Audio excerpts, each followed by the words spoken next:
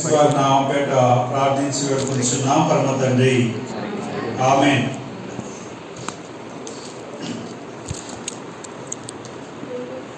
Bible గ్రంథాన్ని అంతటి కనుక మనం పరిశీలన చేసినట్లయితే ప్రాముఖ్యంగా మనకి బైబిల్ గ్రంథంలో 3 రకాల మనుషులు మనం చూడగలుగుతూ ఉంటాం. గతంలో మీ మధ్యకు వచ్చినప్పుడు ఇదే విషయాన్ని మీతో పంచుకోవడం కూడా జరిగింది. బైబిల్ గ్రంథం అంతట్లో మనకు ప్రాముఖ్యంగా విశ్వాసులకు సంబంధించినటువంటి 3 వ్యక్తులు మనకి కనిపిస్తూ ఉంటారు. ఆ వాళ్ళు ఎవరంటే మొట్టమొదటిగా అల్ప విశ్వాసులు, తర్వాత మొట్టమొదట అవిశ్వాసి, తర్వాత అల్ప విశ్వాసి, తర్వాత విశ్వాసి.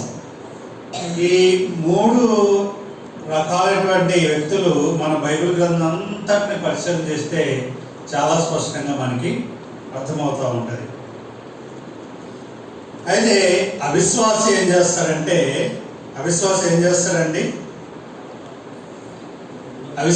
చేస్తాడు? ప్రతి విషయానికి కలవరపడతా ఉంటాడు, అనుమానపడతా ఉంటాడు, బాధపడతా ఉంటాడు, నిరాశ చెందుతాడు. ఎందుకంటే తన జీవితంలో స్టెబిలిటీ అంటూ ఏది ఉండదు. తర్వాత అల్పవిశ్వాసి ఏం చేస్తాడు? అల్పవిశ్వాసి ఏం చేస్తాడు అంటే ఇక్కడ ఉన్నటువంటి సంఘంలో నేను అనుకోవడం అవిశ్వాసులు కానీ అల్పవిశ్వాసులు కానీ ఎవరు లేరని నేను అనుకుంటున్నాను కదా. చెప్పండి, అల్పవిశ్వాసులు ఏం చేస్తారు? అల్పవిశ్వాసులు అంటే కొన్ని సందర్భాల్లో దేవుడిని నమ్మడం, కొన్ని సందర్భాల్లో దేవుడిని విడిచిపెట్టడం. ఉదాహరణకి మన బిడ్డలకో కానీ మన ఎవరికైనా తీవ్ర రోగం సంభవించి హాస్పిటల్కి తీసుకెళ్ళినప్పుడు డాక్టర్ గారు చెప్తా ఉంటాడు, అమ్మా ఈ బిడ్డ విషయంలో మీరు హోప్స్ పెట్టుకోవద్దు, విడిచిపెట్టానని చెప్తాడు. అలాంటి పరిస్థితుల్లో మన విశ్వాసం ఏ విధంగా ఉంటుంది అంటే మనల్ని రక్షించి మన కొరకు ప్రాణం పెట్టి మన కొరకు పరలోక రాజ్యాన్ని సిద్ధపరిచి నేను వెళుతున్నాను, నేను ఉండేటువంటి దాంట్లో మీరు ఉండులాగన నేను వెళ్ళి మీ కొరకు సమస్తము సిద్ధపరుస్తున్నటువంటి వాగ్దానం చేసేటువంటి ఆ దేవుడు మనల్ని విడిచిపెట్టేటువంటి దేవుడా కాదు. ఆయన మన ఎలా ఒక ప్రత్యేకమైన ఉద్దేశాన్ని కలిగి ఉన్నాడు, ఒక ప్రణాళికను కలిగి ఉన్నాడు. మన పక్షంగా ఆయన ఉన్నతమైనటువంటి కార్యము జరిగించడం కోసం దేవుడు ఎల్లప్పుడూ సిద్ధంగా ఉండి మన కొరకు ఎదురు చూస్తూ ఉన్నాడు. అయితే మనము దేవుని పట్ల ఎంత మేర విశ్వాసాన్ని మనం ప్రదర్శిస్తూ ఉంటామో అంత మేర దేవుని యొక్క క్రియలను మన జీవితంలో మన కళ్ళారా చూస్తూ ఉంటాం. ఏమీ లేనటువంటి పరిస్థితుల్లో దేవుని మీద ఆధారపడి దేవుని యొక్క ఆశ్చర్యకరమైనటువంటి క్రియలను కానీ అద్భుతాలను కానీ మనం కళ్ళారా చూస్తూ ఉంటాం. బైబిల్ గ్రంథంలో విశ్వాసానికి మూల పురుషుడు ఎవరండి? అబ్రహాము గారు. మనం విశ్వాసాలకు తండ్రి అని అబ్రహాము గారిని పిలుచుకుంటూ ఉంటాం. అబ్రహాము గారి జీవితాన్ని కనుక మనం పరిశీలన చేసినట్లయితే మనకి ప్రాముఖ్యంగా ఏమని అర్థమవుతుందంటే నిరీక్షణకు ఆధారమైనటువంటి పరిస్థితుల్లో అబ్రహాము గారు దేవుణ్ణి ఏం చేశారు? నమ్మారు కాబట్టి దేవుని యొక్క వాగ్దానాన్ని కళ్ళారా చూశారు. ఏమి వాగ్దానం అబ్రహాము గారికి ఇచ్చారు దేవుడు? అబ్రహాము గారికి దేవుడు ఏ వాగ్దానం ఇచ్చాడండి? నీ సంతానాన్ని ఇసుక రేణులు అంత విస్తారంగా ఆకాశ మండలంలో ఎన్ని నక్షత్రాలు అయితే ఉంటాయో అంతకంటే విస్తారంగా నీ సంతానాన్ని ఇస్తానని ప్రమాణం చేశాడు. ప్రమాణం చేసే ఆ వాగ్దానం చేసేటువంటి దగ్గర నుంచి ఆయన వాగ్దానాన్ని పొందుకున్నటువంటి మధ్యకాలంలో చాలా సంవత్సరాలు గడిచిపోయాడు. తను ఏదైతే వాగ్దానం పొందుకున్నటువంటి ఆ మొదటి దినం నుంచి వాగ్దానమును చూసినటువంటి ఆ చివరి దినం వరకు దేవుని మీద అబ్రహాముగా ఉన్నటువంటి ఆ విశ్వాసం అనేటువంటిది ఎట్టి పరిస్థితుల్లో చదనేయకుండా స్థిరంగా ప్రభు మీద ఆయన నమ్ముకున్నాడు కాబట్టి అంత గొప్ప వాగ్దానాన్ని ఆయన పొందుకున్నాడు. ఈనాడు విశ్వాసాలకు తండ్రిగా అబ్రహాము గారిని మనం జ్ఞాపకం చేసుకుంటా ఉన్నాం. అంత గొప్ప విశ్వాసాన్ని ప్రభు పట్ల ఆయన కలిగి ఉన్నాడు. అలాగనే మన జీవితాల్లో కూడా ప్రభువారు ఆయా పరిస్థితుల్లో నుంచి మనలందరినీ ఏర్పాటు చేసుకొని ఆయా పరిస్థితుల్లో నుంచి ఆయా అంధకారంలో నుంచి చీకటంలో నుంచి మనలందరినీ దేవుడు బయటికి తీసుకొచ్చాడు. ఒకప్పుడు ఈ లోకంలో విలువైనటువంటి నీ జీవితానికి, ఒకప్పుడు ఈ లోకంలో వ్యసనాలకు బానిసమైపోయి నీ జీవితంలో సమాధానమైనటువంటి పరిస్థితుల్లో ఉన్నటువంటి నీకు దేవుడు తన వాక్య రూపంగా మనం దర్శించినప్పుడు, ఆయన విశ్వాసం ఇచ్చినప్పుడు, ఆయన మన బాల్య పాపం నుంచి, తల్లిదండ్రుల శాపం నుంచి మనం విమోచించి కేవలం నమ్మిక ద్వారా మాత్రమే మన పాపములన్నిటిని పరిహరించి పరలోక రాజ్యానికి మనమందరినీ వారసులుగా ఎంచి ఆయన నీతి రాజ్యంలో ప్రవేశించడానికి మనందరినీ అర్హులుగా చేశాడు. అంత గొప్పగా దేవుడు మనకి, అంటే ఏమాత్రమునో ఖైదనం అంటే వెల చెల్లించి పొందుకునేటువంటి మనకి తన ప్రియకుమారుని రక్త విమోచన ద్వారా కేవలం నమ్మిక ద్వారా మాత్రమే మనందరినీ పరలోక రాజ్యానికి దేవుడు వారసులుగా పిలుచుకున్నాడు. అయితే ఈ యాత్రా జీవితంలో ప్రభువారు మనం పిలుచుకున్నటువంటి దినం నుంచి, మనము ప్రభు సన్నిధానానికి చేర్చబడేటువంటి దినం నుంచి, మనము ప్రభు సన్నిధానానికి చేర్చబడేటువంటి దినం వరకు ఈ యొక్క యాత్రా కాలంలో మన విశ్వాసాన్ని ప్రభు మీద పెంచేటువంటి ఆ విషయంలో ఎంత మేర అయితే మనం విశ్వాసాన్ని నిలుపుతామో అంత మేర మాత్రమే దేవుని యొక్క కార్యాలని చూడగలుగుతూ ఉంటాం. చాలాసార్లు మన జీవితంలో కొన్ని సందర్భాల్లో అవిశ్వాసిగా మనం బ్రతికేటువంటి సందర్భాలు గడిచిపోయాయి. కొన్నిసార్లు అవిశ్వాసిగా మనం విశ్వాసాన్ని నిలిపోయిన పరిస్థితి మన జీవితాల్లో గడిచిపోయాయి. అయితే వీటన్నిటిలో నుంచి దేవుడు మనతో ఏమి మాట్లాడుతూ ఉన్నారంటే, ఏదైతే విశ్వాసాన్ని మనము గట్టిగా పట్టుకొని దాని కొరకు నిరీక్షిస్తామో ఆ నిరీక్షణ ప్రకారం దేవుడు మనందరినీ పరలోక రాజ్యానికి చేర్చగలుగుతాం. ఈనాడు మనం అందరం ప్రభు సన్నిధానానికి చేరుకున్నామంటే దానికి కారణం ఏంటి? విశ్వాసమే. ఏంటి ఆ విశ్వాసం? మనం ప్రభు సన్నిధానానికి చేర్చబడతాం. ఈ లోకము శాశ్వతమైనటువంటిది కాదు. ఒకవేళ మనం చనిపోతే తిరిగి నిత్యరాజ్యంలో ప్రవేశించబడతామనేటువంటి శుభప్రదమైనటువంటి నిరీక్షణతో ఈనాడు మనం అందరము ప్రభు సన్నిధానంలోనికి చేరాము. అంత మాత్రమే కాకుండా మనమే కాదు, మన కుటుంబీకులు కానీ మన బంధువులు కానీ వారు కూడా ప్రభుని అంగీకరించి ప్రభుని చేర్చుకొని ఆ మహిమరాజ్యంలో నిత్య నరకం నుంచి తప్పించబడి ఆ మహిమరాజ్యంలో చేర్చబడేటువంటి సంకల్పంతో ప్రతిరోజు వారి కొరకు మనం ప్రార్థన చేస్తూ ఉన్నాం. కాబట్టి మన జీవితంలో విశ్వాసాన్ని కనుక స్థిరంగా నిలుపుకొని దాని ప్రకారం జీవించినట్లయితే దేవుడు మన జీవితంలో ఆశ్చర్యములు అద్భుతములు జరిగిస్తూ ఉంటాడు. మనం చదువుకున్నటువంటి ఈ యొక్క లేఖన భాగంలో కనుక గమనించినట్లయితే యేసు ప్రభువారు శరీరధారిగా ఉన్నటువంటి దినాల్లో ఆయన చేసినటువంటి రెండవ సూచక్రియగా మనం ఈ యొక్క వృత్తాంతాన్ని గమనించవచ్చు. ఒక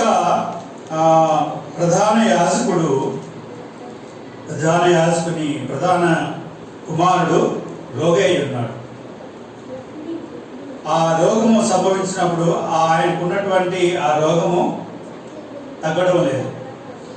అయితే ఈ యొక్క వృత్తాంతంలో యేసు ఆ యొక్క ప్రధాని కుమారుడు యొక్క దాని విషయమై ఆయన చింతిస్తూ వస్తూ ఉన్నప్పుడు తన సైన్యంలో ఒక వ్యక్తి యేసుప్రభువు వారు స్వస్థతలు అద్భుతాలు చేస్తానని ఎప్పుడైతే ఆ ప్రధానికి చెప్పినప్పుడు ఆ ప్రధాని వెంటనే యేసుప్రభువు వారి దగ్గర ఉన్నటువంటి ప్రాంతానికి, అంటే ఈయన ఉన్నటువంటి ప్రాంతానికి యేసుప్రభువు వారు ఉన్నటువంటి ప్రాంతానికి 20 మైళ్ళ దూరం ఆయన ప్రయాణించి వెళ్ళి యేసుప్రభు వారిని అడుగుతా ఉన్నాడు. ఏమని అడుగుతా ఉన్నాడండి? అందుకు ప్రధాని, ప్రభువా, నా కుమారుడు చావక మునిపే రమ్మని ఆయనను వేడుకున్నాడు. ఈ యొక్క వృత్తాంతంలో మనకి ఎప్పుడైతే ఆ ప్రధాని చెవిన యేసుప్రభు వారు తన కుమారుని స్వస్థపరుస్తాడనేటువంటి విశ్వాసాన్ని ఆయన నమ్మకం కలిగిందో, ఆ నమ్మకాన్ని బట్టి యేసుప్రభు వారి మీద ఆయన తాత్కాలిక విశ్వాసాన్ని నింపుకున్నాడు. తాత్కాలికమైనటువంటి విశ్వాసం చేత తను ఉండేటువంటి ప్రదేశం నుంచి యేసుప్రభు వారి దగ్గరికి ఆయన పయనమై వెళ్ళిపోయాడు. వెళ్ళిపోయి యేసుప్రభు వారిని వేడుకుంటా ఉన్నాడు. ఏమని? నా కుమారుడు చావునై ఉన్నాడు కనుక మీరు వచ్చి నా కుమారుని స్వస్థపరచమని యేసుప్రభు వారిని వేడుకున్నాడు. అయితే ఇక్కడ మనం ధ్యానిస్తున్నటువంటి ఈ యొక్క వ్యక్తి యొక్క స్థితిని కనుక మనం గమనించినట్లయితే, ఈ వ్యక్తి ఎవరండి? ఒక ప్రధాని. ఒక దేశానికి ఏ విధంగా అయితే ప్రధానిగా ఉన్నాడో, మన దేశానికి ప్రధానిగా ఉన్నటువంటి వ్యక్తికి ఏవైతే హోదాలు, తనకున్నటువంటి బలము, సెక్యూరిటీ, పొజిషను, తనకు ఉండేటువంటి సేవకులు, వీటన్నిటినీ కనుక మనం ఈ ఉదయకాల వేళ పరిశీలన కనుక చేసుకున్నట్లయితే, ఆయన ఒక శ్రేష్టమైనటువంటి ప్రదేశంలో జీవిస్తున్నటువంటి వ్యక్తి. మంచి విలాసవంతమైనటువంటి ప్రాంతంలో, అంటే ఉదయకాల వేళ ఆహ్లాదకరమైనటువంటి ప్రదేశంలో, అన్ని వసతులతో కూడినటువంటి భవన సముదాయంలో ఆయన జీవిస్తున్నట్లుగా మనం చూడగలుగుతూ ఉంటాం. ఆ విధంగానే తనకు సేవ చేయడానికి అనేక మంది సేవకులు కూడా ఉన్నారు. ఆయన పోషించబడడానికి తనకు కావాల్సినటువంటి సమస్తమును పొందుకున్నటువంటి వ్యక్తి ఆయన. ఇంతటి సౌకర్యవంతమైనటువంటి, విలాసవంతమైనటువంటి, అధికారం కలిగినటువంటి, హోదాలో ఉన్నటువంటి ఈ వ్యక్తికి ఒక బాధ అనేటువంటిది ఏర్పడింది.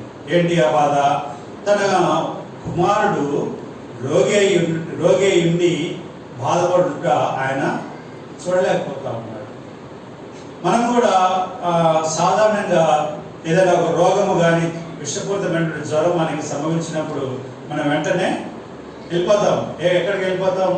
హాస్పిటల్కి వెళ్ళిపోతాం. మన పరిసర ప్రాంతాల్లో మనకున్నటువంటి స్టేటస్ మీద మంచి వైద్యాన్ని అందించేటువంటి హాస్పిటల్ని మనం ఎంపిక చేస్తాం. ఎక్కడ ఏ హాస్పిటల్ ఉంటుంది, ఏ డాక్టర్ గారు మంచిగా చూస్తారు అనేటువంటి ఆలోచనలకి మనకు వెళ్ళిపోయి ఆ డాక్టర్ గారిని మనం సంప్రదిస్తూ ఉంటాం. ఈ ప్రధాని కూడా తన కుమారుని విషయంలో ఆ విధంగానే ఎంక్వైరీ చేశాడు. ఏవైతే ఆనాటి కాల పరిస్థితుల్లో తగినటువంటి ఔషధాలను ఆయన పొందుకున్నాడు, వాటిని తీసుకొచ్చాడు. వాటిని తీసుకొచ్చి తన కుమారుని కూడా అప్లై చేశాడు. అయినా కానీ ఆ రోగం అటువంటిది తగ్గడం లేదు. మరలా వేరే అలాగా రకరకాల వ్యక్తుల యొక్క అభిప్రాయాలు తీసుకున్నాడు. రకరకాల హాస్పిటల్స్కి వెళ్ళాడు. వీటన్నిటినీ చేస్తూ తన కుమారుని విషయమై ఆయన చింతించేటువంటి వ్యక్తిగా ఉన్నాడు.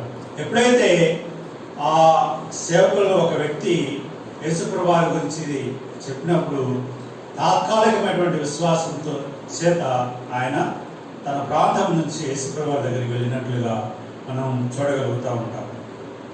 తర్వాత వెళ్ళి ఆయన యేసుప్రభు వారిని వేడుకున్నాడు. ప్రభువా, నా కుమారుడు చావక మునిపే రమ్మని ఆయన్ని వేడుకున్నాడు. తన కుమారుని మీద ఎంతో ప్రేమను పంచుకున్నాడు. మనం కూడా మన జీవితాల్లో మన బిడ్డలు జ్వరం వచ్చినప్పుడు కానీ, ఏదైనా రోగం వచ్చినప్పుడు కానీ వారి పక్కన కూర్చొని వారికి సేవ చేస్తూ ఉంటాం. వాళ్ళ నుదుటి మీద నిమురుతూ ఆ బిడ్డల్ని, అంటే గారాభంగా పెంచుకున్నటువంటి మన బిడ్డల్ని మనం చాలా ప్రేమగా చూసుకుంటాం, సేవ చేసుకుంటూ ఉంటాం.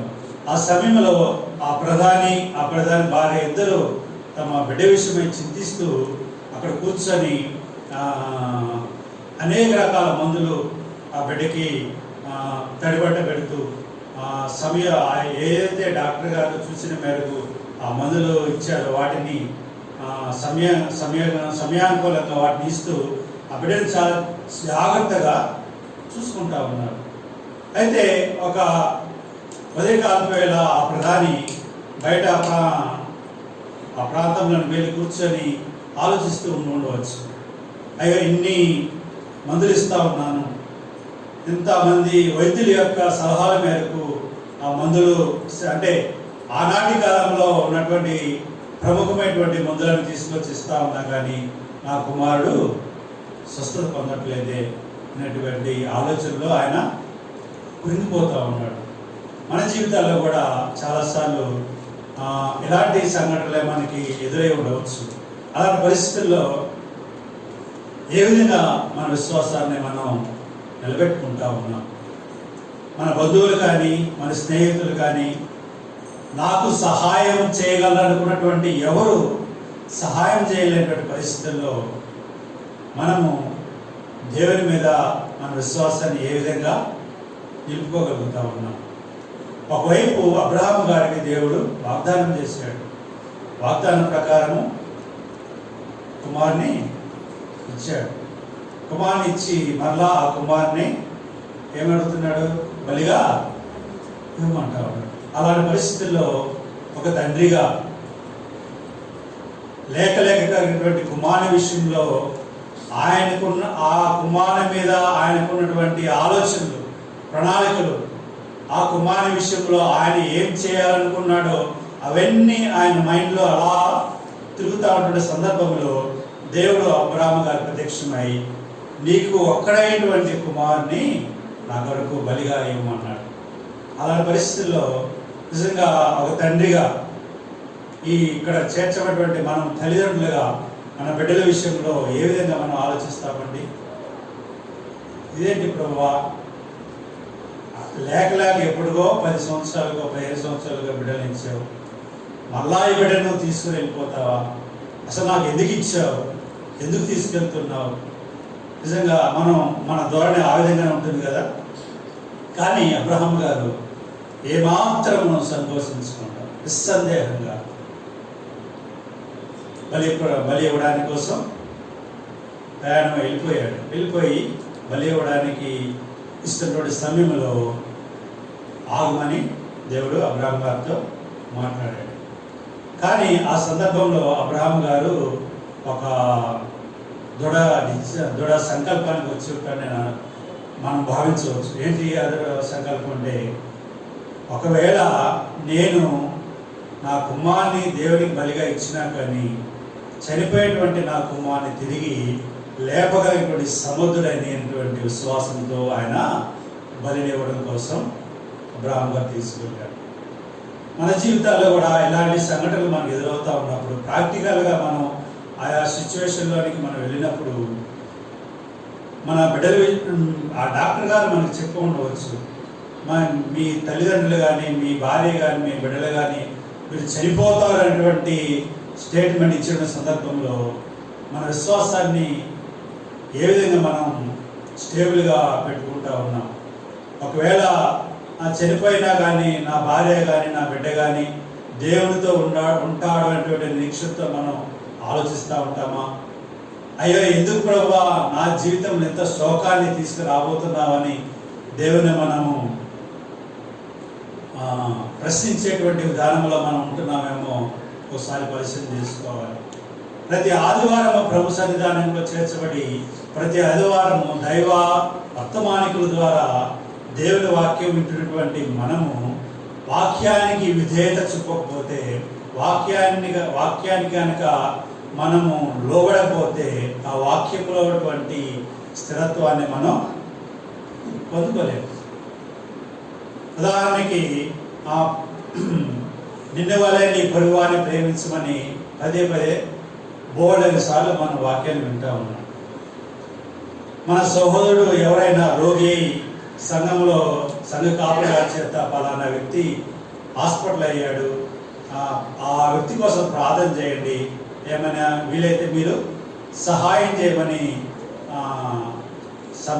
సమాచారం తెలియజేసినప్పుడు మనం కలిగి ఉన్నటువంటి దానిలో ఆ సందర్భంలో కూడా మనం ఆ వ్యక్తి దగ్గరికి వెళ్ళి ఆ వ్యక్తితో దేవుని యొక్క వాక్యం చేత బలపరచడమో కానీ, ఆ వ్యక్తి కోసం ప్రార్థన చేయడమే కానీ, ఆ వ్యక్తికి మనకున్నటువంటి దానిలో ఇవ్వగలిగినటువంటి స్తోమత ఉన్నటువంటి పరిస్థితుల్లో కూడా ఏమీ చేయకుండా మనం ఏదో అలాగ ఉంటున్నామంటే మన విశ్వాసాన్ని మనం క్రమబద్ధీకరించుకునేటువంటి పరిస్థితిలో ఉన్నామని మనకు అర్థమవుతాం.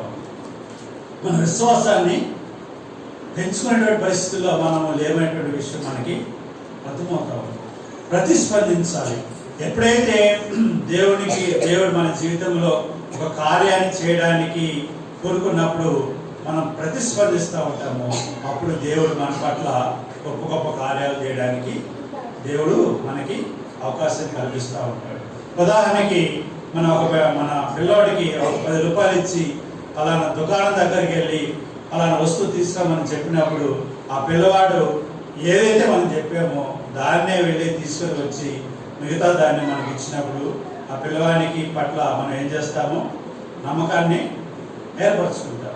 నెక్స్ట్ టైం ఏం చేస్తాము? 100 రూపాయలు ఇస్తాం, తర్వాత 1000 రూపాయలు ఇస్తాం, తర్వాత 10,000 ఇస్తాం. ఆ విధంగా ఆ బిడ్డ పట్ల మన నమ్మకాన్ని మనం పెంచుకుంటూ ఉంటాం. అలాగే మన జీవితాల్లో కూడా దేవుడు మన కోసం ఏదైతే చేయాలని మన కోసం ప్రతిరోజు తన ఆయుష్ను అనుగ్రహిస్తూ మన పట్ల ఆయన ఉన్నతమైనటువంటి కార్యాలు చేయడానికి కోసం దేవుడు ఎదురు చూస్తూ ప్రతి అవకాశాన్ని మనకిస్తూ ఉంటే మనము చిన్న చిన్న వాటి విషయంలో మన విశ్వాసాన్ని మనం కోల్పోతున్నామేమో మనం ఒకసారి ఆలోచించుకోవాలి. అయితే ఒక తాత్కాలికమైనటువంటి విశ్వాసంతో వెళ్ళేటువంటి ఆ ప్రధాని యేసుప్రభువారిని ఆ ప్రధాని అడిగినప్పుడు అప్పుడు యేసుప్రభు ఆ ప్రధానికి ఏమని సెలవిచ్చాడండి? యేసు, నీవు వెళ్ళుము, నీ కుమారుడు బ్రతికి ఉన్నాడని అతనితో చెప్పగా ఆ మనుష్యుడు యేసు తనతో చెప్పిన మాట నమ్మి వెళ్ళిపోయాడు. నిజంగా ఈ విషయాన్ని కనుక మనం లోతుగా పరిచయం చేసినట్లయితే చాలా కాలం నుంచి తన కుమారుడు రోగి అయ్యుట ఆ తండ్రి వేదన పడుతూ ఉన్నాడు. చాలా మందులు తన కుమారుడు మీద ఆయన అప్లై చేసి ఉన్నాడు. చాలా వైద్యుల యొక్క సలహాల మేరకు తన కుమారుని విషయంలో ఆ సలహాలు పాటిస్తూ చూస్తూ ఉన్నాడు. ఇలాంటి పరిస్థితుల్లో అన్నీ కూడా విడిచిపెట్టుకొని యేసుప్రభువారి దగ్గరికి వచ్చి యేసుప్రభువారు వచ్చి నా కుమారుని స్వస్థపరుస్తున్నటువంటి ఒక నమ్మకంతో వెళ్ళినటువంటి వ్యక్తి ఎప్పుడైతే యేసుప్రభువారు నీ వెళ్ళు, నీ కుమారుడు బ్రతుకుతాడని చెప్పాడో అలాంటి సందర్భాల్లో ఒక తండ్రిగా ఆయన ఏ విధంగా ఆలోచిస్తారండి? ఇదేంటి 20 మైళ్ళు ప్రయాణం చేసి ప్రయాసపడి ఈయన స్వస్థపరుస్తాడు, వచ్చి నా కుమారుని బాగు చేస్తున్నటువంటి ఉద్దేశంతో వస్తే ఈయనేమో వెళ్ళమంటున్నాడు అనేటువంటి ఆలోచన ఆయనకు వచ్చి ఉండదంటారా? వస్తుంది. అంటే అల్ప విశ్వాసం అనేటువంటిది ఏర్పడదు. కానీ ఆ ప్రధాని ఏం చేశాడంటే మారు మాట్లాడకుండా తిరిగి వెళ్ళిపోతూ ఉన్నాడు. అంటే తన కుమారుని స్వస్థపరుస్తానటువంటి ఒక పరిమితమైనటువంటి విశ్వాసంతో ఆయన యేసుప్రభు వారి మాటను బట్టి వెళ్ళిపోయాడు. మొట్టమొదట తాత్కాలికమైనటువంటి విశ్వాసంతో యేసుప్రభు వారు తను ఉన్నటువంటి ప్రదేశం నుంచి యేసుప్రభు వారి దగ్గరికి వెళ్ళాడు. రెండవది యేసుప్రభు వారు చెప్పినట్లుగా నీవు వెళ్ళు, నీ కుమారుడు స్వస్థపరుస్తాడని ఎప్పుడైతే చెప్పాడో పరిమిత విశ్వాసంతో తిరిగి తన కుమారుని దగ్గరికి ఆయన పయనమైపోతూ ఉన్నప్పుడు మధ్యలో ఏం జరిగిందండి? అతడు ఇంకా వెలుచుండగా అతని దాసులు అతనికి ఎదురుగా వచ్చి అతని కుమారుడు బతికున్నాడని తెలియజెప్పిరి. ఎప్పుడైతే ఆయన కుమారుడు బ్రతికున్నాడని తెలియజెప్పినప్పుడు ఆయనకు వెంటనే ఏం గుర్తొచ్చిందండి? యేసుప్రభువు చెప్పినటువంటి మాట గుర్తుకొచ్చి ఏ సందర్భంలో నా కుమారుడు స్వస్థపరచబడ్డాడు అనేటువంటి విషయాన్ని కూడా ఆయన ఎంక్వైరీ చేశాడు. కదండి.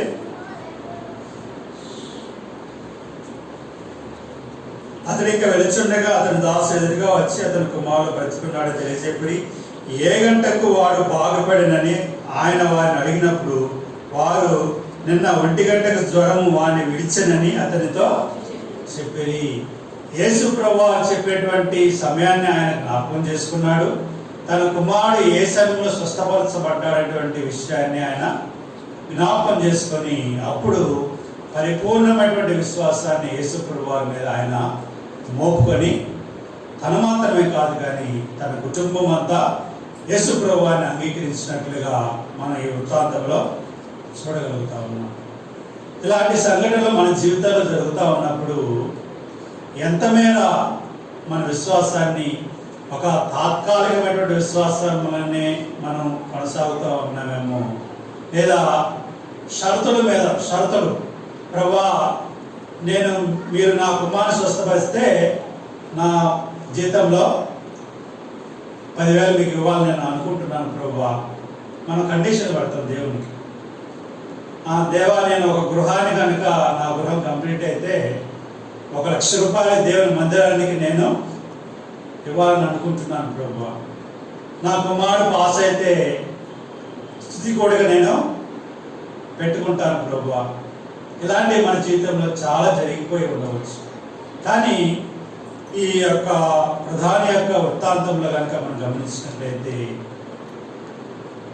ఏమి లేనప్పుడు కూడా నిజంగా ఆయన ఇదివరకు యేసుప్రభు వారి గురించి వినలేదు, యేసుప్రభు వారిని వెంబడించలేదు, యేసుప్రభు వారితో ఆయన జీవించలేదు. కానీ మాటను బట్టి ఆయన తిరిగి వెళ్ళిపోయాడు.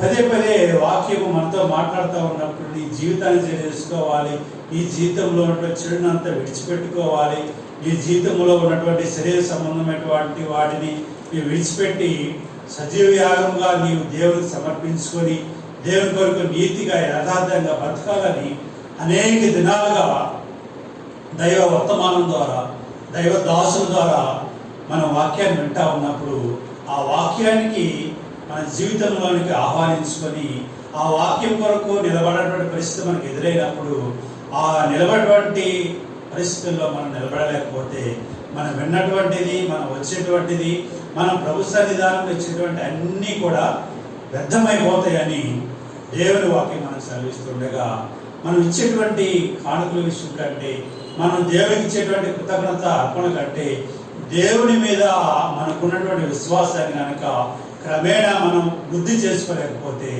దేవుని యొక్క గొప్ప కార్యంలో మనం చూడలేనటువంటి విషయాన్ని ఈ యొక్క వృత్తాంతం ద్వారా మనం చూడగలుగుతాం. చాలాసార్లు ప్రాక్టికల్గా మనం ఆలోచించినట్లయితే ఎన్నిసార్లు మన విశ్వాసాన్ని నిలుపుకోలేక దేవునికి మనం అవమానకరంగా మనం బ్రతికి ఉన్నాము. ఎన్నిసార్లు మన విశ్వాసాన్ని నిలుపుకోలేక మనం దేవుణ్ణి దూషించేటువంటి సందర్భాలు మన జీవితంలో గడిచిపోయాయి. ఎన్నిసార్లు ప్రభువారు వేచి ఉండమని మనకి సెలవిస్తూ ఉన్నప్పుడు వేచి ఉండక మనుషుల మీద ఆధారపడిపోయి దేవుని యొక్క కార్యము మనం చూడకుండా ఇంకా మనం పాత జీవితాన్ని జీవిస్తున్నామే మనం పరిశీలన చేసుకోవాలి. కానీ ఆ రీతి ఉండవద్దని మరొకసారి దేవుడు మనతో మాట్లాడుతుండగా మనం కూడా మన ప్రయాసను మన ప్రభు సన్నిధానానికి వచ్చి చేసేటువంటి ప్రతిదీ కూడా వ్యర్థం కాకుండా ఉండాలని దేవుడు మనల్ని చూస్తూ ఉన్నాడు. ఏది కూడా వ్యర్థం కాదు. మనం దేవుని సన్నిధానానికి వచ్చామంటే ప్రభువారు ఏ విధంగా మాట్లాడుతూ ఉన్నాడు, ప్రభు సన్నిధానంలో మనం ప్రార్థన చేస్తూ ఉన్నప్పుడు ఆయన ఆత్మతో మనం ఏకీభవించాలని దేవుడు ఎదురు చూస్తూ ఉన్నాడు. ఏకీభవించినప్పుడు మనలో ఏవైతే దాగుకున్నాయో, మనలో ఏవైతే మనం మర్చిపోయామో వాటన్నిటిని బయటకు తీసుకొచ్చి ఆయన రూపాంతరంలోనికి దేవుడు మనల్ని అభివృద్ధిలో తీసుకొచ్చి ఆయన గుణలక్షణాలను మనం కలిగినటువంటి వారమై ఈ లోకంలో దేవుని కొరకు నీతిగా వెలుగు సంబంధాలుగా జీవించాలని ప్రభువారు మనం కోరుతా ఉన్నారు. మీరు మీ సత్క్రియల చేత మీరు దేవుని మహిమపరుస్తారని దేవుని వాక్యం మనకి సెలవిస్తూ ఉంది. సత్క్రియ లేకుంటే అంటే ఒకప్పుడు బూతులు మాట్లాడేటువంటి మన నోట నుంచి మంచి మాటలే రావాలి. ఒకప్పుడు వ్యర్థమైన పనులు చేసేటువంటి మన హృదయంలో నుంచి దేవుని కార్యాలు చేయనటువంటి రూపాంతరంలోనికి మనం అది వెళ్ళాలి. అప్పుడు మాత్రమే మనం రూపాంతరం చెందడానికి అవకాశం ఉంటుంది. ఆ విధంగా కాకుండా ఏదో ప్రతి ఆదివారం దేవుని మందిరానికి రావడం, కానుకలు ఇవ్వడం, దేవుని యొక్క వాక్యం చెప్పినప్పుడు వినడం, మరలా వెళ్ళిపోవడం, తిరిగి యథాస్థితిలోనే ఒక చక్రంలాగా మనం తిరుగుతూ ఉంటే చివరికి మనము ప్రభు ఆ మహిమరాజ్యంలోనికి చేర్చబడతామా అనేటువంటి నిరీక్షణ కూడా మనకి ఉండదండి. ఎప్పుడైతే విశ్వాసాన్ని మనం నిలుపుకొని దాని ప్రకారం మనం ప్రతి చిన్న విషయంలో జీవిస్తూ కనుక ముందు సాగిపోతే మన జీవితంలో ఎదురైనటువంటి ప్రతి సవాళ్ళను, మనకు అసాధ్యమైనటువంటి వాటినన్నింటినీ మన ద్వారానే జరిగించడానికి దేవుడు మన పక్షంగా నిలబడి ఎదురు చూస్తూ మనకు ప్రతి అవకాశాన్ని కల్పిస్తుండగా మనము మన విశ్వాసాన్ని కనుక నిలుపుకోలేకపోతే మనం ప్రభు యొక్క మహిమరాజ్యంలో ఆయన ఉన్నతమైనటువంటి కార్యము చూడలేమని మనకి అర్థమవుతా ఉంది. ఆ విధంగానే అబ్రహాం గారి యొక్క విశ్వాసాన్ని కనుక మనం పరిశీలన చేసినట్లయితే నిజంగా ఒకవైపు దేవుని యొక్క వాగ్దాన నెరవేర్పు కాలం అనేటువంటిది ముందుకు వెళుతూ ఉంది. ఆ నెరవేర్చడానికి అవకాశం అటువంటి వారి శరీరాలు కూడా కృషించిపోతూ ఉన్నాయి. అంటే తమ శరీరాలు అంటే మా ద్వారా పిల్లలు పుట్టరామైనటువంటి వృద్ధాప్యం లాంటి వెళ్ళిపోయేటువంటి పరిస్థితి ఒకవైపు ఏర్పడుతూ ఉంది. ఒకవైపు ఏమో దేవుని యొక్క నెరవేర్పు కాలమైనటువంటిది ముందుకు వెళ్ళిపోతూ ఉంది. ఇలాంటి పరిస్థితుల్లో ఆయన అవిశ్వాసానికి తావీయకుండా ఏం చేశాడండి? నిరీక్షణకు ఆధారం లేనప్పుడు అతను నిరీక్షణ కలిగి దేవుణ్ణి నమ్మాడు. అవిశ్వాసం వలన దేవుని వాగ్దానమును గురించి సందేహింపుగా వాగ్దానం చేసేటువంటి దాన్ని నెరవేర్చుటకు ఆయన సమర్థుడు అని రూఢిగా విశ్వాసం వలన ఏం పొందాడండి అబ్రహాం గారు? విశ్వాసం వలన ఏం పొందాడు? విశ్వాసం వలన బలాన్ని పొందుకున్నాడు. మన విశ్వాసంలో బలం పొందాలంటే మనకేముండాలి? విశ్వాసమే. మన విశ్వాసమే మనల్ని బలవంతులుగా చేస్తుంది. మన విశ్వాసమే మనల్ని పరిపూర్ణతలో తీసుకెళ్తుంది. మన విశ్వాసమే దేవుని యొక్క ఆశ్చర్యకార్యం చేయించడం కోసం మనం ఎదురు చూడడానికి ఓపిక మనకు కలుగజేస్తుంది. మన విశ్వాసమే ఆ మహిమరాజ్యంలో చేర్చబడేటువంటి నిరీక్షణ మనకి కలుగజేస్తుంది. మన విశ్వాసమే నా కుమారుడు స్వస్థపరచబడతాడేటువంటి నిరీక్షణ మనకి కలుగజేస్తుంది. మన విశ్వాసమే నా కుటుంబీకులంతా రక్షించబడడానికి కారణభూతులు అవుతారనేటువంటి నిరీక్షణ మనకి కలుగజేస్తుంది. కాబట్టి మన విశ్వాసాన్ని అన్ని వేళల్లో అన్ని పరిస్థితుల్లో కూడా నిలుపుకోవడం కోసం విశ్వాసం కొరకు జీవించేటువంటి జీవితాన్ని కనుక మనం నేర్చుకుంటూ ప్రభు మీద ఆధారపడినట్లయితే అప్పుడు దేవుడు మనల్ని అంచెలంచెలుగా తన విశ్వాసంలో స్థిరపడడానికి దేవుడు అవకాశాన్ని కల్పిస్తాడు. ఇందాక మనం ఉదాహరణగా చెప్పుకున్నట్లు ఒక 10 రూపాయలు ఇచ్చి మన బిడ్డలో దాన్ని మనం చెప్పినది కాకుండా వేరే దాన్ని చేసి ఆ చిల్లర డబ్బులు కూడా దానిలో పడేసుకుంటూ వస్తే మనం ఏం చేస్తామండి? ఏం చేస్తాం? రెండోసారి మన అవకాశాన్ని ఇయ్యము. ఇన్ని విశ్వాస సంవత్సరాలు మన జీవితంలో విశ్వాసులుగా పిలవడుతున్నటువంటి మన జీవితాల్లో దేవుడు ఎందుకు పదే పదే తన దైవ సందేశం ద్వారా మాట్లాడుతూ వస్తున్నారంటే మనమందరము దేవుని యొక్క పరిపూర్ణలోనికి రావాలి. దేవుడు ఏమై ఉన్నాడు, ఆయన గుణలక్షణాలు ఏమై ఉన్నాయో, ఆయన మన కొరకు ఏమి చేయాలని నిరీక్షిస్తూ ఉన్నాడు, వాటన్నిటిని మనం చేయాలంటే దేవుని మీద మనము విశ్వాసాన్ని స్థిరంగా నిలుపుకోవాలి. మొదట మనము ధ్యానించినట్లుగా అవిశ్వాసంగా కాకుండా, అల్ప విశ్వాసంగా కాకుండా విశ్వాసులుగా ఉండాలని దేవుడు మనకు కోరుతూ ఉన్నాడు. అల్ప విశ్వాసి కొన్ని సందర్భాల్లో తన విశ్వాసాన్ని నిలుపుకుంటాడు, కొన్ని సందర్భాల్లో తన విశ్వాసాన్ని కోల్పోతాడు. కానీ విశ్వాసం ఏం చేస్తాడు? ఏ విషయం జరిగినా కానీ కలవర చెందదు. ఎందుకంటే దేవుడు నాకు తోడుగా ఉన్నాడు. ఒకవేళ నేను చనిపోతే దేవుడు నా కుటుంబాన్ని విడిచిపెట్టాడు. ఒకవేళ నేను చనిపోతే దేవుడు నన్ను ఆ మహిమరాజ్యంలోనికి తీసుకువెళ్తాడు. ఒకవేళ నేను చనిపోతే నా బిడ్డలను దేవుడు విడిచిపెట్టవచ్చు. ఒకవేళ నాకు ఆస్తి కోల్పోయినా కానీ దేవుడు నన్ను విడిచిపెట్టవచ్చు. ఈ లోకంలో అనేక రకాల ప్రమాదాలు మనకు ఎదురైనప్పుడు ఒకవేళ మనకి బాధ కలిగించవచ్చు, కానీ ఈ బాధలోనే దేవుడు నన్ను నశింపచేయడు. కానీ ఒక శ్రేష్టమైనటువంటి దానికోసం దేవుడు మనందరినీ మార్చుటకు అవకాశం కల్పిస్తుండగా మన జీవితాల్లో కూడా దేవునికి చోటిస్తూ విశ్వాసాన్ని నిలుపుకుంటూ ఆ విశ్వాసంలో మనం ముందుకు కొనసాగినట్లయితే దేవుడు మనకి ఒక శుభప్రదమైనటువంటి నిరీక్షణలోనికి మనందరినీ తీసుకెళ్తాడు. విశ్వాసం లేకుండా, నిరీక్షణ లేకుండా మనం ఏమీ చేయము. మన నిరీక్షణ నిలుపుకోవాలంటే మనకి ఏం కావాలి? విశ్వాసం కావాలి. విశ్వాసం లేకుండా నేను పరలోక రాజ్యానికి వెళ్తానంటే కాదు. నీ విశ్వాసంలో ఎదుగుతూ పరిపూర్ణమైనటువంటి శుభప్రదమైనటువంటి నిరీక్షణలోనికి నిన్ను విశ్వాసం మాత్రమే తీసుకెళ్తూ ఉంటుంది.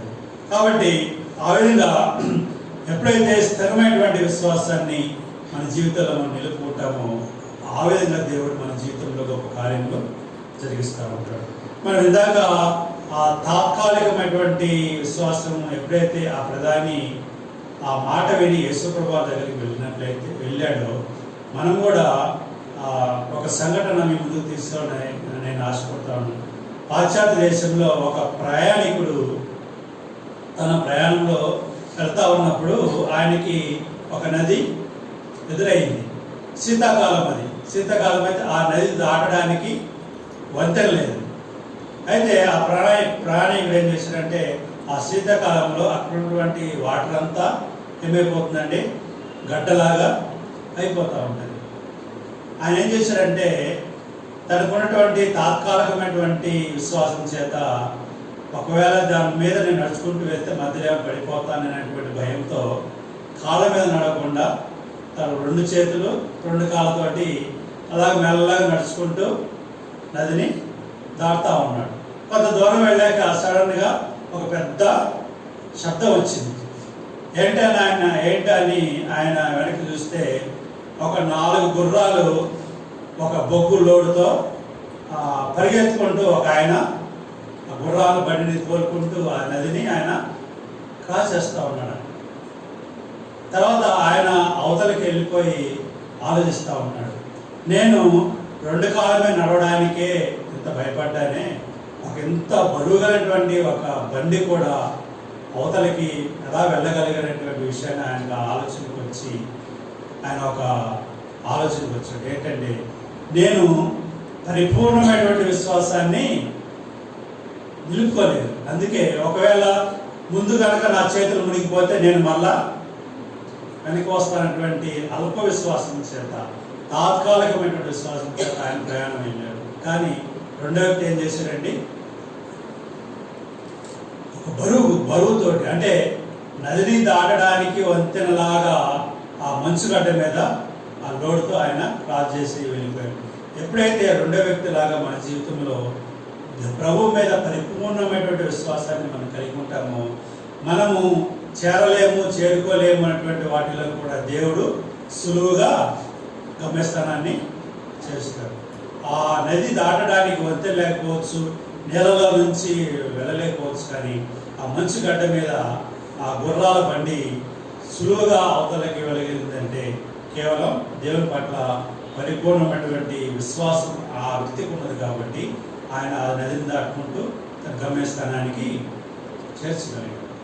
అలాగే మన జీవితాల్లో కూడా ఏ సమస్య ఎదురైనా కానీ, ఏది ఎదురైనా కానీ మనం ప్రభు మీద ఆధారపడాలి.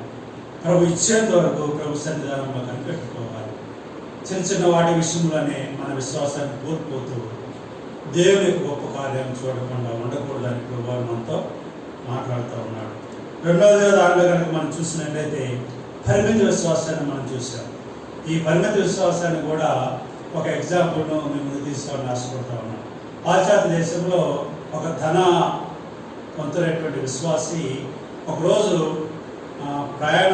ఏరోప్లేన్లో ప్రయాణం చేస్తూ వేరే దేశానికి ప్రయాణం అయిపోతూ ఉన్నాడు. ప్రయాణం అయిపోతూ ఉన్నప్పుడు సడన్గా తుఫాను ఏర్పడి ఆ ప్లేన్ అనేటువంటిది అటు ఇటు కుదుపులకు గురవుతూ ఉన్నప్పుడు ఒకవైపు పెద్ద పెద్ద శబ్దాలతో ఉరుములు ఏర్పడుతూ ఉన్నాయి. ఫ్లైట్ ఏమో కుదుపులతో కదులుతూ ఉంది.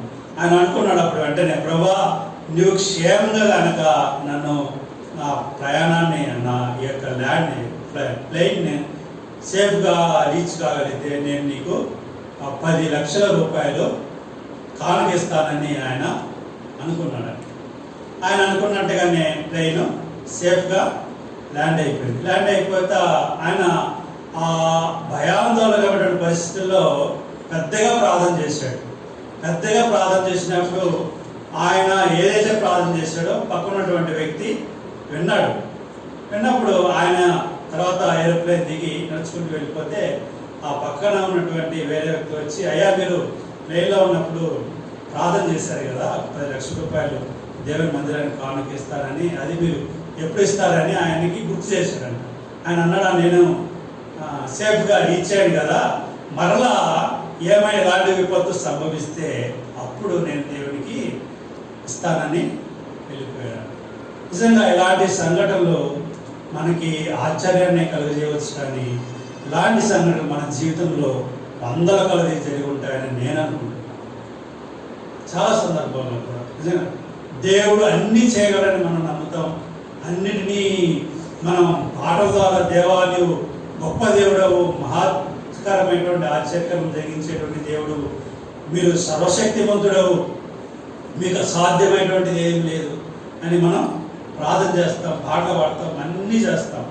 కానీ ఆ పరిస్థితి మనకు ఎదురైనప్పుడు మనం ఏ విధంగా మనం నోటి ద్వారా ఏదైతే బోధించామో ఆ దేవుని మీద మనకి విశ్వాసాన్ని నిలుపుకుంటున్నామే మనం ఒకసారి పరిశీలన చేసుకోవాలి. తర్వాత మూడవది చూసినట్లయితే పరిపూర్ణమైనటువంటి విశ్వాసం.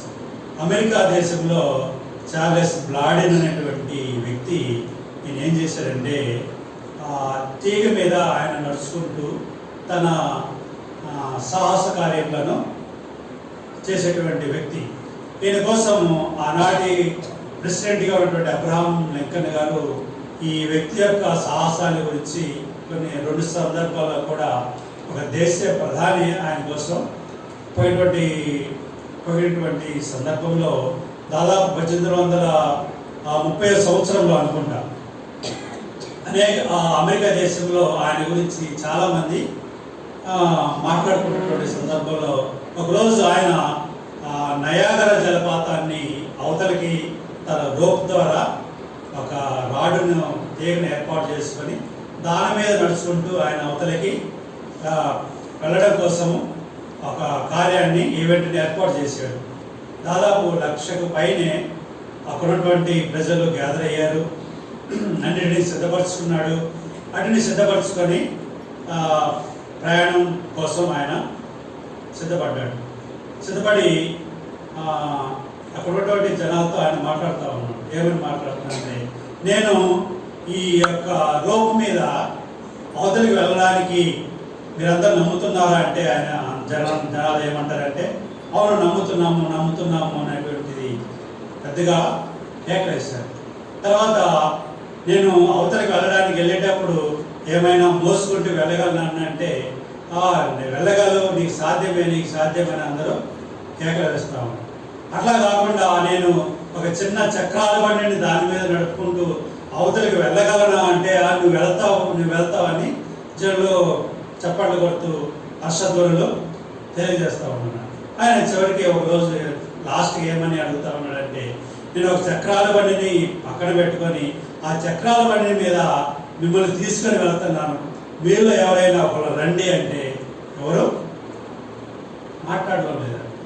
అప్పుడు దాకా నువ్వు వెళ్ళగలవు, నువ్వు చేయగలవు అని చప్పట్లు కొట్టు హర్షధ్వనులు తెలియజేస్తూ ఆయన పోయినటువంటి ఆ పెద్ద పెద్ద కేకలు వేసేటువంటి జనంలో నుంచి నిశ్శబ్ద వాతావరణం అనేటువంటిది ఏర్పడింది. అంటే మనము చెప్తాము కానీ దాన్ని చేయడానికి కోసం మనలో విశ్వాసాన్ని నిలుపుకోలేము.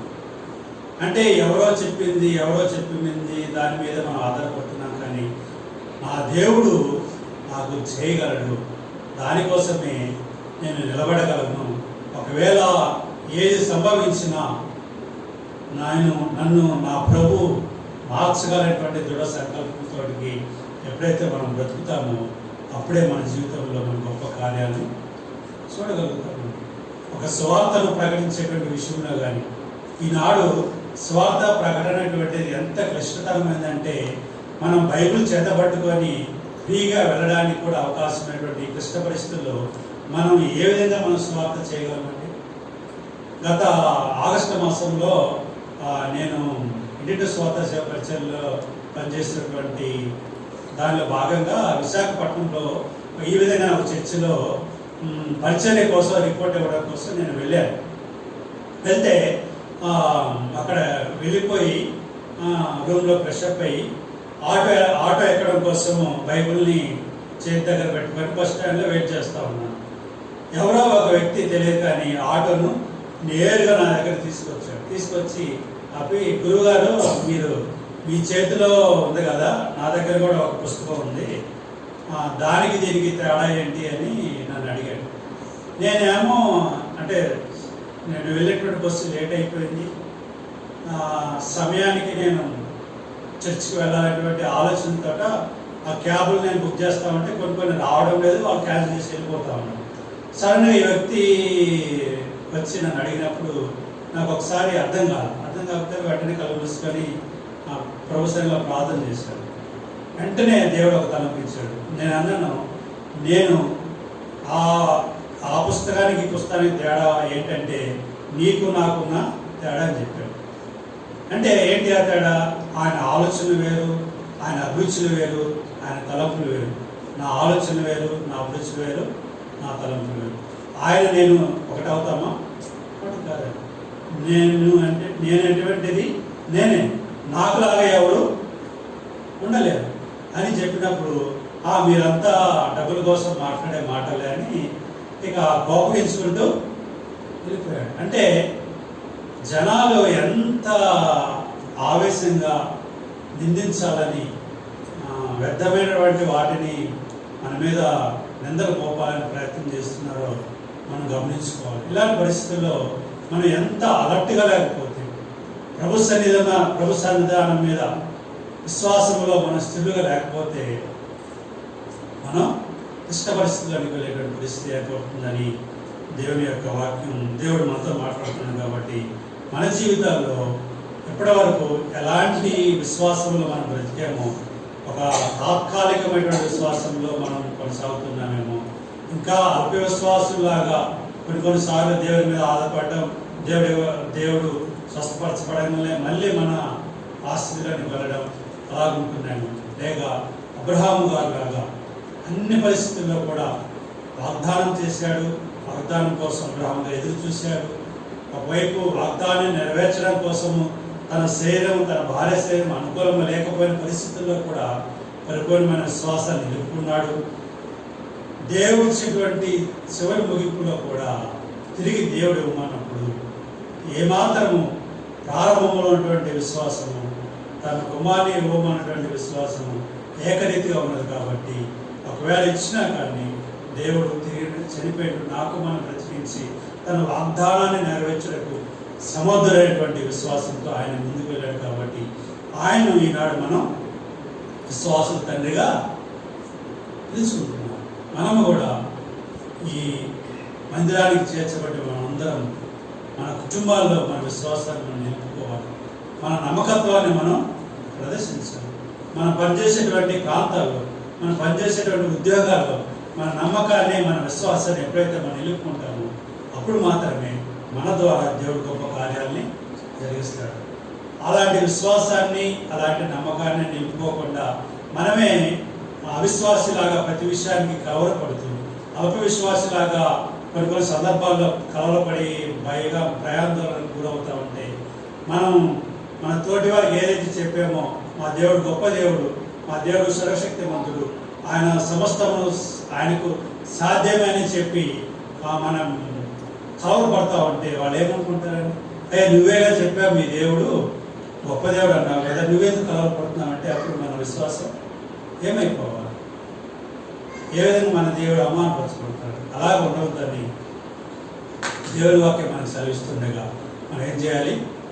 స్థిరమైనటువంటి విశ్వాసాన్ని నిలబెట్టుకొని దాన్ని కొనసాగించేటువంటి వ్యక్తులుగా ఉండాలని ప్రభువారు మనం కోరుతున్నాను. కాబట్టి మనమందరం తల వంచి ఈ ఉదయకాలపు వేళ ఆ ప్రధాని కుమారుని వృత్తాంతం ద్వారా దేవుడు మన జీవితంలో తెలియపరిచినటువంటి ఆ విశ్వాసం యొక్క రకాలను కనుక జ్ఞాపకం చేసుకుంటూ తాత్కాలికమైనటువంటి విశ్వాసంలాగా, పరిమిత విశ్వాసంలాగా కాకుండా పరిపూర్ణమైనటువంటి విశ్వాసంలాగా మనం ఉండాలని ఉదాహరణల ద్వారా దేవుడు మనతో మాట్లాడు. కాబట్టి మన జీవితంలో ఏదైనా ప్రతిదాన్ని ఎదుర్కోవాలంటే, మన జీవితంలో మనం సవాళ్ళను ఎదుర్కొని నిలబడాలంటే విశ్వాసం అవసరమని, విశ్వాసం లేకుండా మనం దేవుని చూడలేమని కూడా పరిశుద్ధ గ్రంథం మనకి చాలా స్పష్టంగా తెలియజేస్తుంది. అట్టి విశ్వాసాన్ని, దేవుడు మనకి ఇచ్చినటువంటి విశ్వాసాన్ని మనం కొనసాగించాలని ప్రభువారు మనం కోరుతున్నాడు. కాబట్టి అట్టి కృపను దేవుడు మనకు దయచేసినాక తల ఉంచుకున్నట్లయితే చిన్న ప్రార్థన చేసుకున్నాం. ఆ ప్రేమ కలిగిన ప్రియ పరలోక తండ్రి, ఉదయకాలపు సమయాన్ని బట్టి మిమ్మల్ని ఎంతగానో స్తుతిస్తూ కనపరుస్తూ ఉన్నాం. వాక్యమైనటువంటి గొప్ప తండ్రి, ఎంత స్పష్టంగా ఈనాడు విశ్వాసాన్ని గురించి మీరు మాతో మాట్లాడారో నన్ను బట్టి కూడా మీకు వందనాలు తెలియజేస్తూ ఉన్నాం.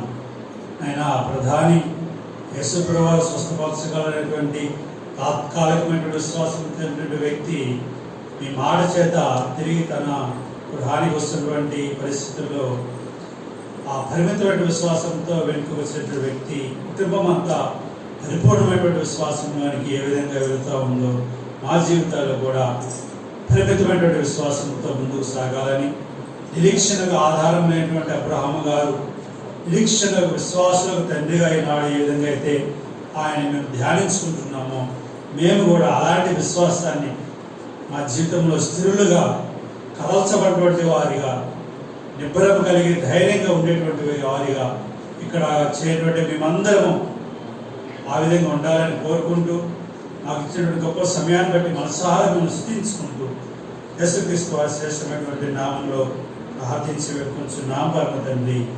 ఆమేన్.